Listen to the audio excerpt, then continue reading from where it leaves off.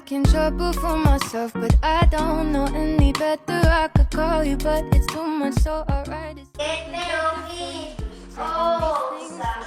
Quem tem ouvidos, ouça. Quem tem ouvidos, ouça. Ele está voltando. Agora, é com grande prazer que apresentamos Nelly Ivanov, uma profissional excelente com formação em estética científica e pós-graduação em medicina integrativa, atuando como terapeuta integrativa e comportamental. Nelly se dedica a promover a saúde e o bem-estar de seus pacientes de forma holística, unindo ciências e práticas terapêuticas. Sua abordagem acolhedora e expertise técnica tem proporcionado resultados transformadores, refletindo sua paixão e compromisso com o cuidado a todos vocês. Recebamos agora a nossa palestrante de hoje, Nelly Ivanov.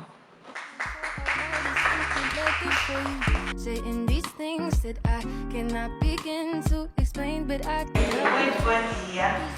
Como de costume, eu nunca começo um programa como esse, nenhuma atividade minha, sem agradecer a Deus Pai Todo-Poderoso. Independentemente da religião de cada um, nós aqui somos versáteis, mas acredito que fazer uma oração é coletivo de todos. Então eu vou dirigir uma oração e a gente vai começar a nossa atividade, tá bem?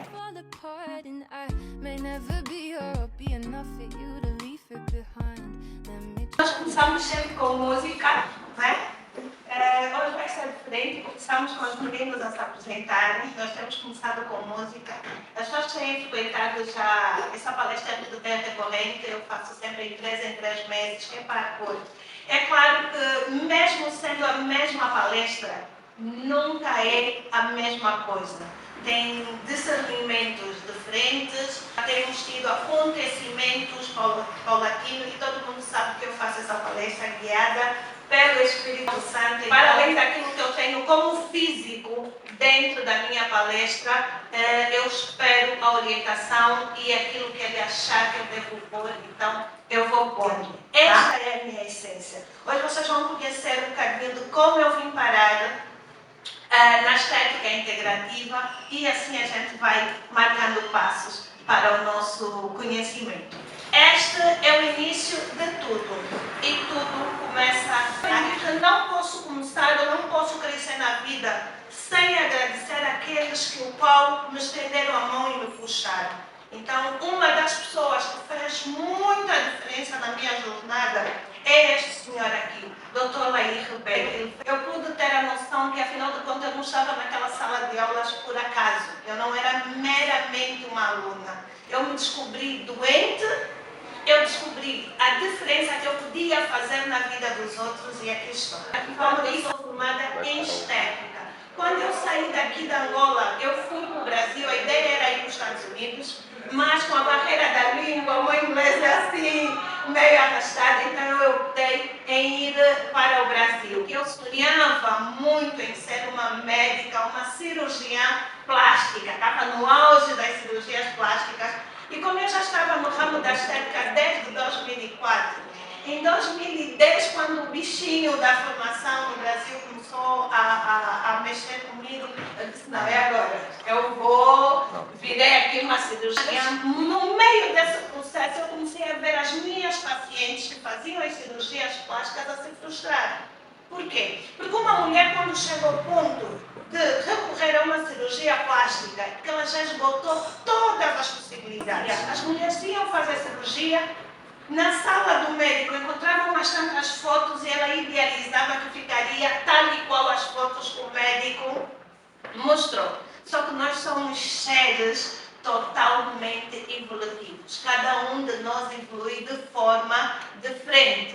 E as mulheres começaram a se frustrar. Agora era a doutora dele, até fazer os procedimentos estéticos e ia servir como coach comportamental, porque as mulheres estavam com depressão, estavam desmotivadas, estavam tristes com aquilo que estavam a ter como realidade e simplesmente a frustração. Quando eu cheguei no Brasil, eu olhei e disse, será que é isso que eu quero? Será que eu não vou ter os mesmos resultados que estes médicos atuais têm? Então, isso me fez pensar E ali eu conheci a estética integrativa dentro da universidade.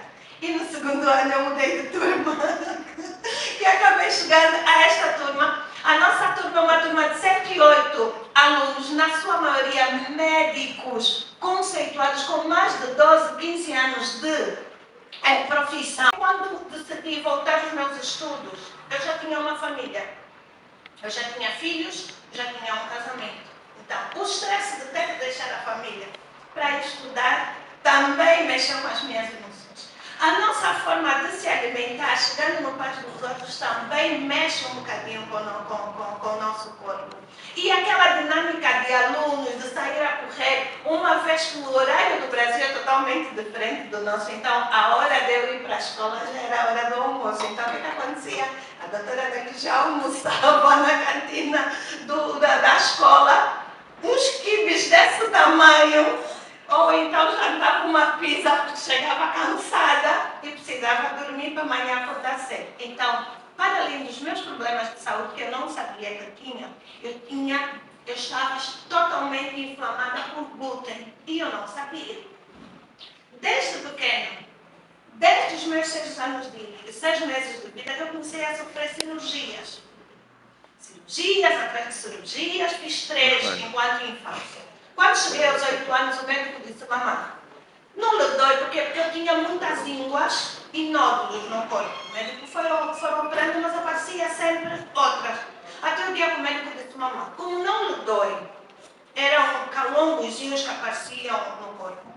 Como não dói, ela não chora quando a mamãe aperta. Vamos deixar ela crescer. E só depois a gente vai ver o que se pode fazer. Cheguei aos meus 10 anos de idade, o médico voltou e disse: não está de doer, mamãe, deixa. E eu segui a minha vida. Hoje, na fase adulta, eu já não precisei operar. Aparecia mais, principalmente nos meus tempos de gestante. Ali os calombos apareciam porque o corpo está totalmente em transformação. E nessa sequência, ninguém nunca soube dizer à minha mãe o que é que eu tinha e por que eu fazia as cirurgias. E com o passar do tempo, nesta sala de aula, eu descobri que eu era intolerante à lactose e a glúten. Era intolerante celíaca. E o meu corpo gritava. E o que os pais fazem quando o bebê é pequeno? É mais leite, é mais papinha. E, na verdade, tudo que a gente consome, tudo que a gente tem para as nossas crianças é o quê? Rico em lactose e rico em glúten. Então, todas aquelas metabolizações que eu tinha no meu corpo era exatamente pelo leite e pelos farinhaços que eu consumia. Posteriormente, no Brasil, o que é que começou a acontecer? Sempre que a doutora Negra chegasse para vir de férias, ou subisse de um avião para uma província, de uma cidade ou de um estado para outro, a doutora Negra desmaiava no avião. Até que um dia eu caí e bati com a cabeça de tal forma e só acordei quando o avião estava em terra. E eu chegava nas consultas e também ninguém conseguia explicar o que é que eu tinha. E foi numa sala de aula, assim como vocês estão, que eu descobri que, afinal, todos os sintomas que eu tinha e que todas aquelas cirurgias que eu fiz ao longo da minha infância eram fruto da intolerância à lactose e ao glúten, associado ao estresse oxidativo. Coisa essa que nós não, no dia a dia, não nos atentamos. Para nós, o estresse está no engarrafamento, o estresse é a cidade que é muito movimentada, mas não. O estresse oxidativo é uma patologia. Não se fala disso, por quê? Porque é uma patologia que os sintomas são totalmente associados a outras doenças. Então, o que a gente vai fazer? A gente vai tratar as doenças, que é o que a medicina hoje faz. A medicina trata os sintomas. Então, fruto disso, hoje não se fala da medicina integrativa, nem do estresse oxidativo. Hoje nós vamos aprender este pilar. O porquê adoecemos, o autodiagnóstico e a autocura. Por que o autodiagnóstico? Porque nós sabemos que muitas das vezes, e por isso é que eu promovo esse tipo de atividades, porque eu não me conheço como uma paciente com alguma patologia, exatamente porque eu não conheço o nome dos sintomas. Né? Eu sei que doeu a cabeça, doeu a barriga, mas eu não sei. Então, hoje nós vamos aprender a fazer o autodiagnóstico. Autocura. Por que autocura? Porque nós sabemos que o nosso corpo é regenerativo.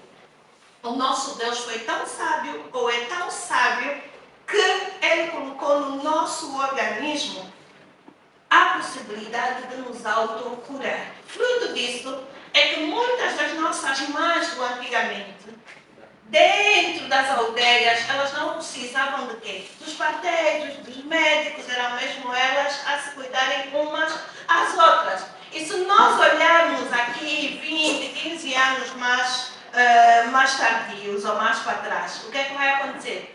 Nós temos as nossas mães a cuidarem do nosso intestino sem nenhuma intervenção médica. Nós tínhamos a nossa mãe a cuidar das nossas dores do corpo sem nenhuma intervenção médica. Nós tínhamos as nossas mulheres a darem a luz na aldeia sem nenhuma intervenção médica. Mas as coisas aconteciam. Então, a partir daqui, eu vou pedir que apertem os cintos e a gente vai começar a nossa jornada. Primeiramente, eu vou pedir que vocês bloqueiem tudo que vocês já sabem até agora.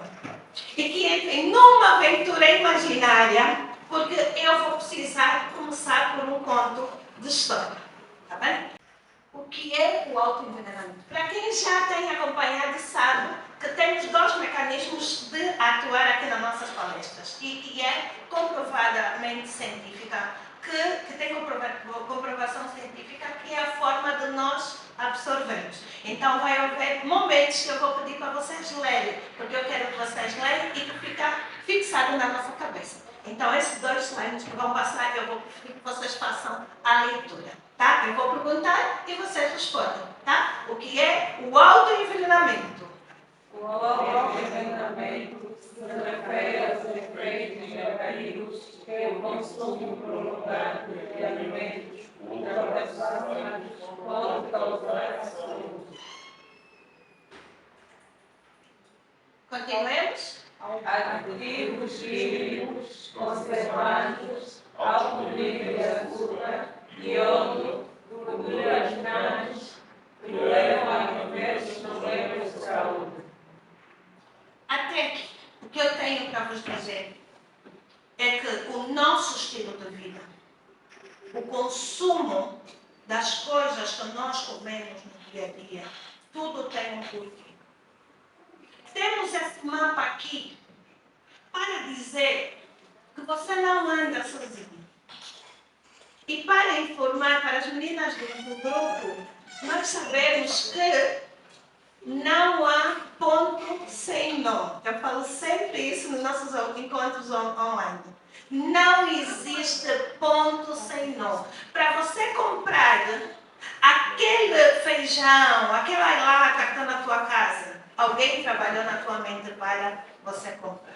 Então, nós temos uma agenda mundial. Esta agenda aqui é a Agenda 2024-2030. Acredito que muitos de nós já ouvimos falar dessa agenda. Só que o que aparece nas mídias sobre essa agenda é algo muito bonitinho, algo muito lindo, extraordinariamente bom. Por quê? Porque nos fala aqui do combate à fome, do combate à doença, da educação de qualidade para todos, melhoria da qualidade de água para todos, fala aqui do benefício econômico para todo mundo, fala da ajuda aos países que estão em guerra. Agora vamos perguntar uma coisa. Esta é a agenda de 2024-2030. Em 2011 também teve uma agenda igual. Se a gente avaliar para tudo que está escrito nessa agenda, entender que em 2011 alguns desses itens também estavam naquela agenda, o que é que melhorou de 2011 até aqui? Melhorou ou piorou? Os estudos indicam que a fome que nós temos hoje saiu de 7 para 3. O ideal é os países mais ricos ajudarem os países mais pobres. E a gente está falando de países ricos. Sabemos que existem pessoas ricas, que até o nome sabe é milionário e milionário. Então, quanto mais falar de países ricos. Agora, como é que é possível nós termos a fome sair de 7 para 3?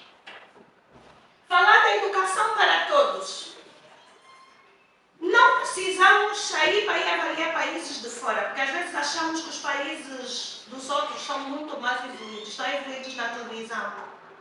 Eu, quando saí da Angola e apanhei a minha primeira depressão no Brasil, porque primeiro era a distância da família e depois era naquele sentido de dizer, eu gastei o que tinha e o que não tinha para vir para aqui aprender isso.